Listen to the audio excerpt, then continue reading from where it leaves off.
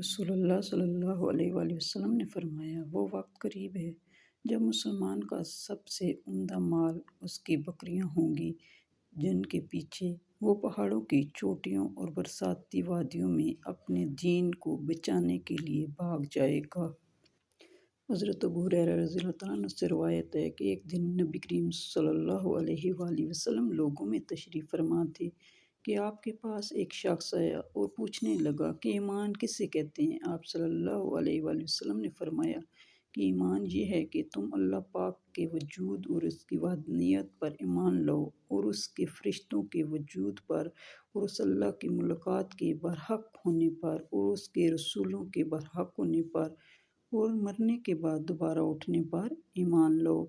پھر اس نے پوچھا کہ اسلام کیا ہے؟ آپ صلی اللہ علیہ وآلہ وسلم نے پھر جواب دیا کہ اسلام یہ ہے کہ تم خالص اللہ کی عبادت کرو اور اس کے ساتھ کسی کو شریک نہ بناؤ، اور نماز قائم کرو، اور زکوٰۃ فرض ادا کرو، اور رمضان کے روزے رکھو۔ پھر اس نے احسان کے متعلق پوچھا۔ آپ صلی اللہ علیہ وآلہ وسلم نے فرمایا، احسان یہ ہے کہ تم اللہ کی عبادت اس طرح کرو گویا تم اسے دیکھ رہے ہو۔ اگر یہ درجہ نہ حاصل ہو تو پھر یہ تو سمجھو کہ وہ تم کو دیکھ رہا ہے۔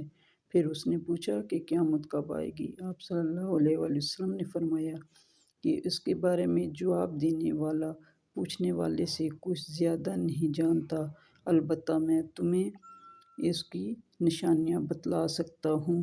حضرت عبداللہ بن عمر رضی اللہ عنہ روایت ہے کہ ایک دن میں اپنی بہن اور رسول اللہ صلی اللہ علیہ وآلہ وسلم کی اہلیہ محترمہ حفصہ رضی اللہ عنہا کے مکان کی چھت پر اپنی کسی ضرورت سے چڑھا تو مجھے رسول اللہ صلی اللہ علیہ وآلہ وسلم قضائے حاجت کرتے وقت قبلہ کی طرف پشت اور شام کی طرف منہ کیے ہوئے نظر آئے۔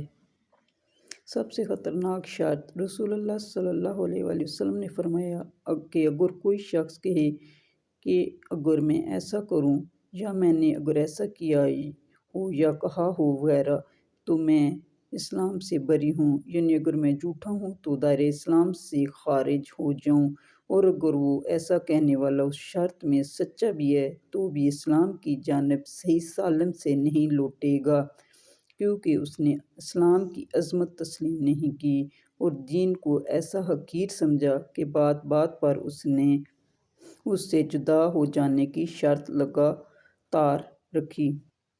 خوب جان لو، رسول اللہ صلی اللہ علیہ وآلہ وسلم نے فرمایا کہ جو انسان کسی چڑیا یا اس سے بھی چھوٹے کسی حلال جانور کو بے مقصد اور ناحق قتل کرتا ہے تو اللہ تعالیٰ بروز قیامت اس کے بارے میں باز پرس کرے گا۔ عرض کیا گیا کہ یا رسول اللہ صلی اللہ علیہ وآلہ وسلم، اس کا حق کیا ہے؟ فرمایا، اس کا حق یہ ہے کہ اسے ذبح کر کے کھا لو، ایسا نہ کرو کہ اس کا سر کاٹ کر اس کو پھینک دو۔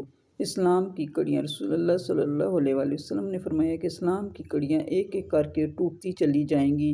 جب بھی کوئی کڑی ٹوٹے گی تو لوگ دوسری سے چمٹ جائیں گے۔ سب سے پہلے جو کڑی ٹوٹے گی وہ یہ ہوگی کہ حکم الہی کو توڑا جائے گا، اور سب سے آخر میں نماز کو بھی چھوڑ دیا جائے گا۔ یہ سب سے آخر بھی کہیں آ تو نہیں چکا، غور کیجئے۔ دعوت قبول کرنے کا بیان۔ حضرت ابن عمر رضی اللہ عنہ سے روایت ہے کہ رسول اللہ صلی اللہ علیہ وآلہ وسلم نے فرمایا، جب تم میں سے کسی کو شادی کے ولیمے کی دعوت دی جائے تو چاہیے کہ قبول کرے۔ جنت سے محروم شخص۔